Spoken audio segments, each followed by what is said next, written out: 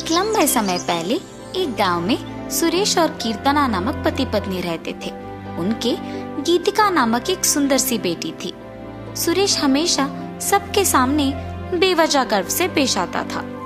एक दिन शाम के समय में कीर्तना उनके घर पे वड़ा पाव बनाती है। कीर्तना, तुम्हारे हाथ का ये वड़ा पाव सच में बहुत स्वादिष्ट है। और इतने में उनके घर सुरेश के रिश्तेदार आते हैं। अरे सही समय पे आए हैं, मेरी बीवी अभी अभी गर्मा गर्म वड़ा पाव बना रही है, बहुत स्वादिष्ट है। कीर्तना, जरा मेरे रिश्तेदारों के लिए भी वड़ा पाव बना के ले आना। जी अभी लाई।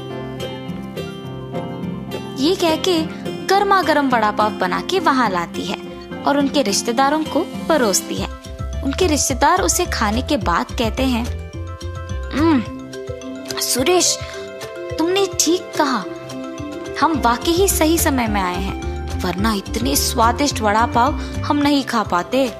मेरी बीवी जब भी वड़ा पाव बनाती है ऐसे ही एकदम स्वादिष्ट वाले ही बनाती है, इसीलिए जितने भी बार बनाती है मैं उन्हें उतने ही प्यार से खाता हूँ। हाँ, बात तो सही है, इतने स्वादिष्ट वड़ा पाव तो कोई आसानी से नहीं बना सकता। अगर तुम्हारी बीवी ने दुकान लगाया तो लोग खरीद के खाएंगे ने। हाँ नरेश, अगर मैं इतना स्वादिष्ट वड़ा पाव बनाती तो पक्का दुकान लगा देती।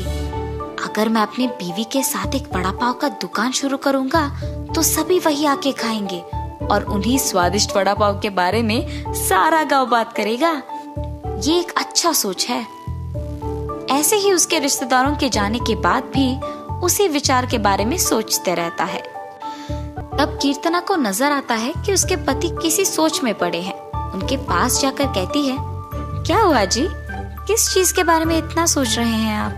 कीर्तना, तुमने तो सुना है ना कि मेरे रिश्तेदारों ने क्या कहा, हम हमारे घर के सामने ही एक वड़ा पाव का दुकान लगाएंगे। तब मेरे रिश्तेदारों के ही तरह इस गांव के सारे लोग उसी के बारे में बात करेंगे। ठीक है, आपके विचार के अनुसार ही हम वड़ा पाव बना के बेचेंगे, लेकिन आपको अब से ऐसे बेवजह गर्व की बातें करना बंद करना पड़ेगा। अगर आप इसी बात को मानकर अपने बर्ताव को बदलने का वचन देंगे तो ही हम ये व्यापार शुरू करेंगे। हाँ, अब अगर मैं अपनी बीवी की बातों को नहीं मानूंगा तो वो शायद व्यापार शुरू करने के लिए नहीं मानेगी और मेरे ख्यालों के अनुसार कुछ नहीं होगा। ठीक है कीर्तना, तुम्हारी इच्छा के ही अनुसार मैं अपना बर्ताव बदलूंगा। हम कल से ही वड़ा पाव बना के बेचेंगे। और ऐसे ही वो बाहर जाकर वड़ा पाव की तैयारी के लिए जरूरी सामग्री लेकर आता है। और अगले दिन नरेश उनका दुकान शुरू करके उसकी बीवी को वड़ा पाव बनाने के लिए कहता है। कीर्तना उसके पति के बातों के अनुसार ही वड़ा पाव बनाना शुरू करती है। स्वादिष्ट और गर्मा गर्म वड़ा पाव, आइए बाबू आइए। ऐसे जोर जोर से चिल्लाने के कारण उस तरफ जाते हुए सारे लोग आकर्षित होकर उसके दुकान आते हैं और वड़ा पाव लेके उन्हें खाने लगते हैं। सुरेश, वड़ा पाव तो बहुत गर्म और स्वादिष्ट है। हाँ, अब तक मैंने इतने स्वादिष्ट वड़ा पाव कहीं नहीं खाया है। हाँ, मेरी पत्नी बहुत अच्छा वड़ा पाव बनाती है, उसकी तरह तो और कोई नहीं बना सकता है। ऐसे उनको वड़ा पाव देकर उनसे पैसे लेता है। उस रात को जब बैठ के वो आए हुए पैसों की गिनती करने लगते हैं तो कीर्तना कहती है, अरे वाह, पहले ही दिन हमें लाभ आया है जी। निवेश के पैसों से ज्यादा पैसे तो हमने कमाया है। क्या सच में?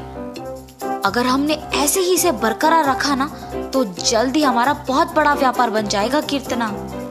हाँ, आप सही कह रहे हैं। पहले ही दिन उतने पैसे देख पति पत्नी दोनों खुश होते हैं।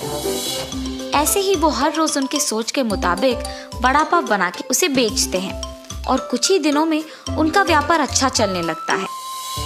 मेरे सोच के मुताबिक ही हमारा व्यापार अच्छा चल रहा है, किसी और के दुकान में तो इतने लोग ही नहीं आते हैं। कुछ दिन पहले शुरू करने के बावजूद हमारा व्यापार बाकियों से बहुत बेहतर चल रहा है। और हमेशा की तरह सुरेश वापस बेवजह के गर्व में डूब जाता है। और बाकियों को भी वही बातें सुनाते रहता है। उस दिन दुकान को आए एक आदमी को वड़ा पाव लाकर देता है।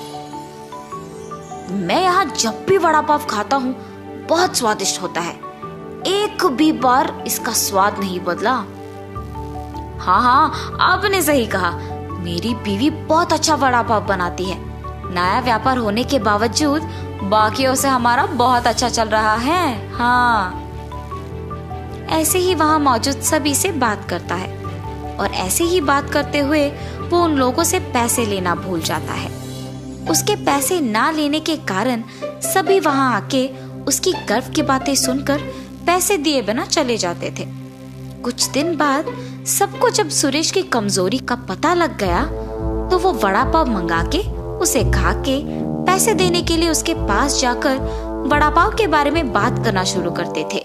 सुरेश उनके बातों में पड़ के गर्व की बातें करता था और उनसे पैसे लेना भूल जाता था और कुछ देर बाद वो लोग वहां से पैसे दिए बिना चले जाते थे। सुरेश की इस बर्ताव के कारण उनके व्यापार में नुकसान होता है और अचानक उनके सपने टूट जाने पर पति पत्नी दोनों बहुत निराश होते हैं। कीर्तना, मुझे माफ करो, इस सब का कारण मैं हूँ। मेरे इस झूठे गर्व के कारण ही सबको मेरी कमजोरी का पता लग गया और उन्होंने उसका फायदा उठाया। इसीलिए हमें अब नुकसान भुगतना पड़ रहा है। ऐसे कह के बहुत दुखी होता है। आपको अपनी गलती का एहसास हो गया, बस ये काफी है। अब से हम हमारा व्यापार ढंग से चलाएंगे। ठीक है कीर्तना। और तब से पति पत्नी दोनों उनका वड़ा पाव का व्यापार बहुत अच्छे से चलाते हुए खुश रहते हैं।